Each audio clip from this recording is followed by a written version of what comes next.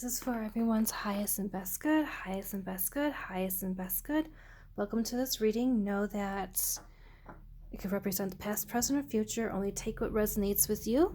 Know that free will can change the meaning of a reading at any moment. All right. I do my readings a little bit differently. I like to do them in a circle and then add crystals, herbs, Reiki stones towards the end. Okay, deep breath in. I feel like I'm supposed to share with you that it's really, really snowing. It's coming down, big flakes.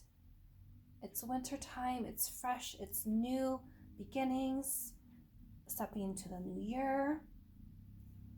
But there's one thing you need to know in regards to this new year. And we're going to pull a card and start the reading. If you hear squeaking noises, it's because my floor is old. All right, I'm going to put that there.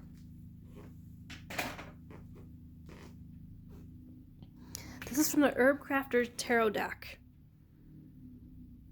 They're just saying, number one, wait a moment. Now flip it over. There's a whole bunch of like herbs in there and lavender. Let's see. Oh, we have two of earth. We have witch hazel. Witch hazel is amazing because it actually flowers towards the end of winter. And it has these bright yellow flowers, and it serves as nectar and home and a brightness in the wintertime for animals and humans alike. Witch hazel is really good for the skin. It helps to restore, it's a toner, so it helps to restore the alkaline acid balance of the skin. And even though you just cleanse your face and you feel like, cleansing your face is a good thing, it actually strips the skin at the same time. So sometimes something that might seem like really, really good, you like clear it out, cleanse it out, it actually causes upheaval. And you need to restore balance to what you just did. Or maybe you're somebody who's done lots and lots of cleanses, and it's time to just sort of like take a rest from that. Your body needs rest from cleansing. Give it time to take the energy of what you've just done and rebuild health, which can take months and even years. So this is a reminder that in order to feel at home, in order to let the flowers bloom, even in the dead of winter, sometimes you need to restore something. All right.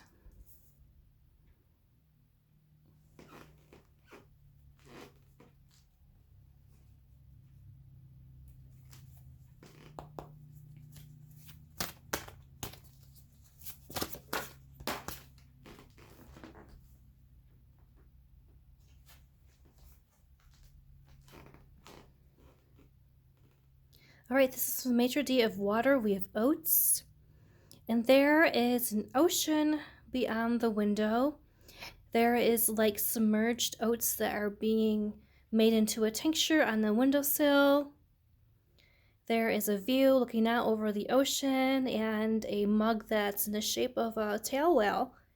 And then you have fresh oats in a jar and a tincture all set to go. And on her ring is a moon. So this person is enjoying their life. And oats are actually a very gentle nervine. They help to relax the body and help restore the nervous system. So I feel like there might have been something that you've really been working so hard at, scrubbing away, getting rid of, getting it out of your life. And you're being reminded it's time to take care of yourself, but in a gentle way, a restorative way. Time for you to just, it's okay. All the hard work you have done will continue to work on its own, even without you putting in all the effort hugely at the moment.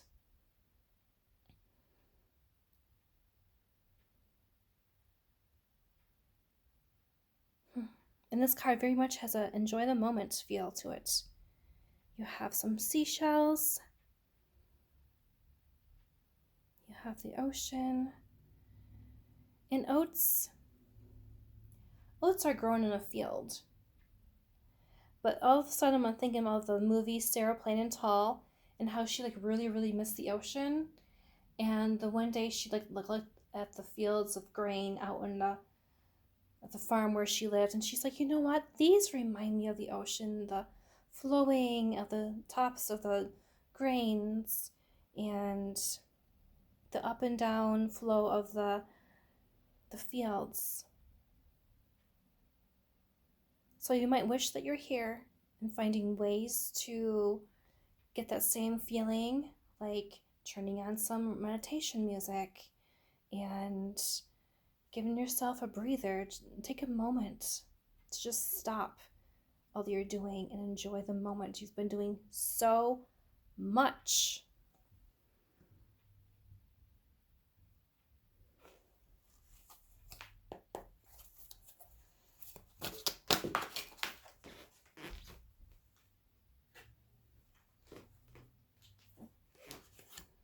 Okay, we have a few cards come out here. We have Haya, a fire, California poppy. We have like a childlike hands around this crystal ball and just having fun and imagining being a fortune teller, a gypsy fortune teller, and all the poppy seeds are a bright yellow. Orange. They can. And there's a cauldron, and there's a mortar and pestle, and there's a little kitty cat, stuffed animal. It's all about going back to the childlikeness of life and knowing that it's all going to be good.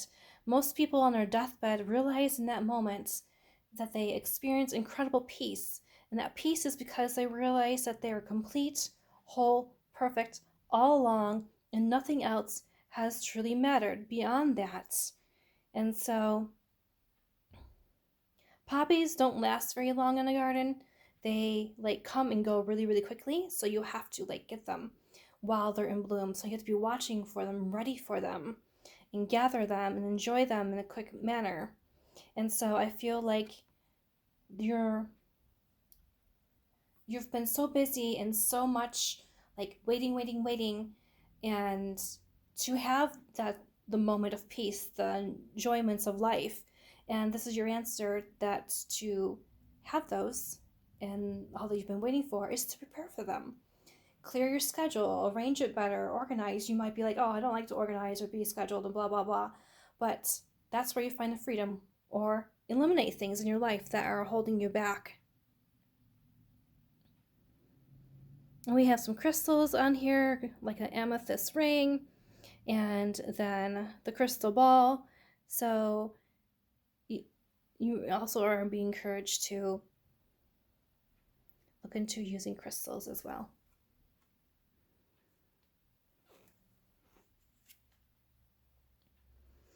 Okay, we have the tower. This is mushroom. So tower is sort of like things are crumbling down. They're ending. They're done.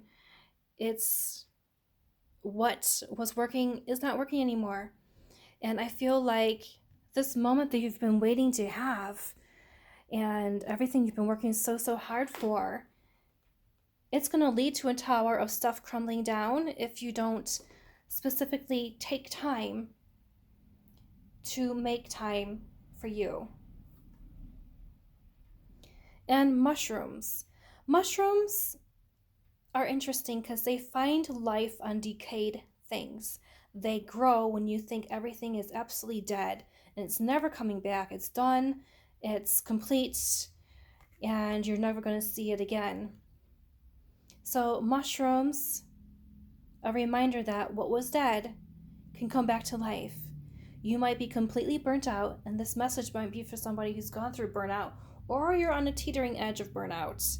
And you might be saying, well, I'll never burn out, and blah, blah, blah. Listen, once you burn out, you never want to be there again.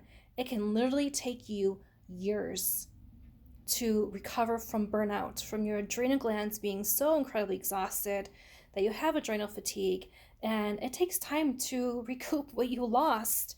And so you're being reminded that when you feel like, oh, when the time comes along, I will stop doing all this rushing around and working something I'm working so hard at, and then I'll take time to enjoy life and be a childlike again. But you don't want to end up like a dead log. You don't want that tower moment to come where it disrupts your life, but it will come if you keep pushing the way that you are.